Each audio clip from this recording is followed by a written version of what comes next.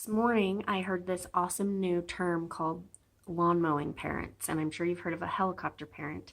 Well, a lawn mowing parent is a parent who mows down all of their child's obstacles so that they don't have any. And my friend Robin, who was talking about this, turned this to the way that our Father in Heaven parents. And he's not a lawnmower parent. He doesn't mow down all of our challenges. And maybe you're in the middle of one of those challenges and wondering why it's happening.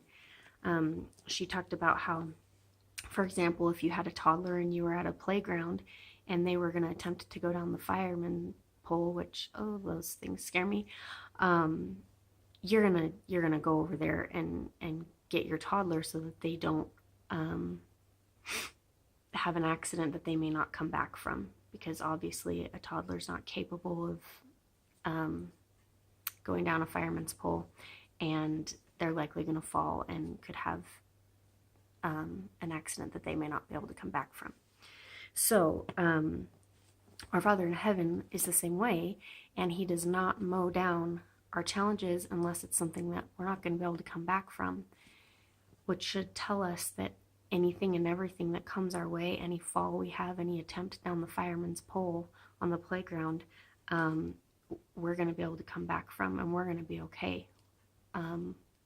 Even if we do incur a broken arm, or maybe even have developed a fear of heights, we can overcome those things. And I have been loving President Nelson's challenge to read the Book of Mormon, and I'm so grateful for the Book of Mormon. It's an amazing book, and I have such a testimony that as we read it and as we put our faith in what we've been asked to do, that we'll be able to feel strengthened and empowered in our own lives. And so thinking about this concept about how our Father in Heaven does allow for obstacles and He's not a lone mower parent, I was reading in Alma today, and I was reading about the stripling warriors and how they had gone to war with the Lamanites.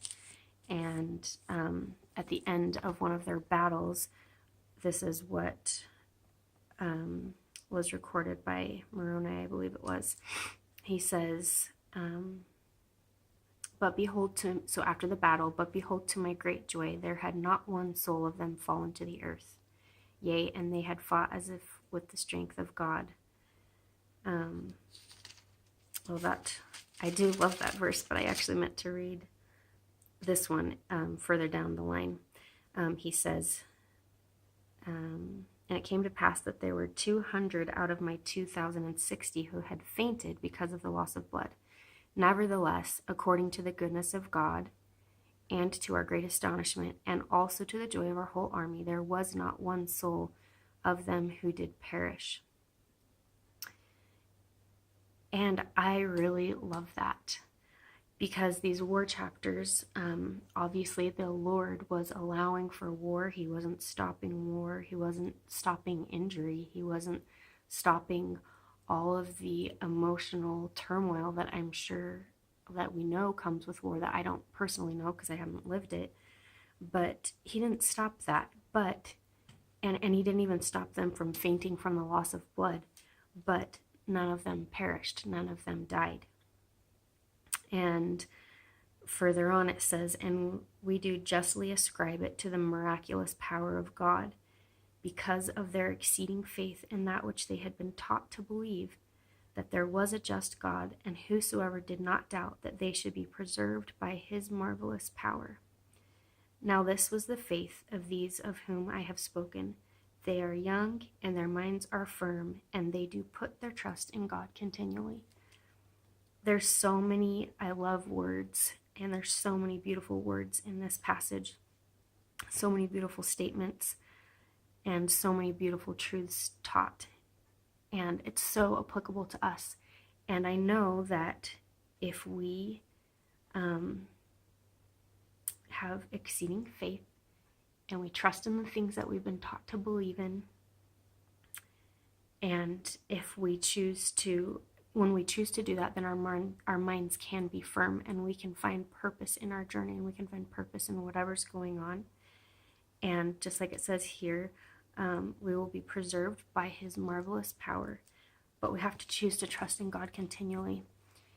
And I know that trial makes us feel weary, and that the unexpected and the unfair and sometimes the undeserved can just feel so taxing.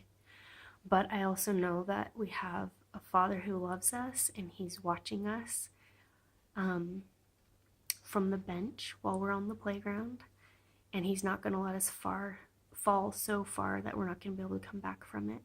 So whatever's going on today or this year or this month or the last few years, or maybe even for the rest of your life, whatever's going on, just know that if you continue to put your trust in him, he's going to help you rise up again. He's going to help you understand the meaning of what you're experiencing, even if it's bit by bit and even if it takes years and years. But I truly believe and know that there's purpose in everything that we experience, even when it's deeply painful or confusing or frustrating or seems endless. But one of the biggest things I feel that I have been taught through my own challenges is that everything we experience is intended to help us become more like Jesus Christ. And there's always more we can do, and there's always more to learn.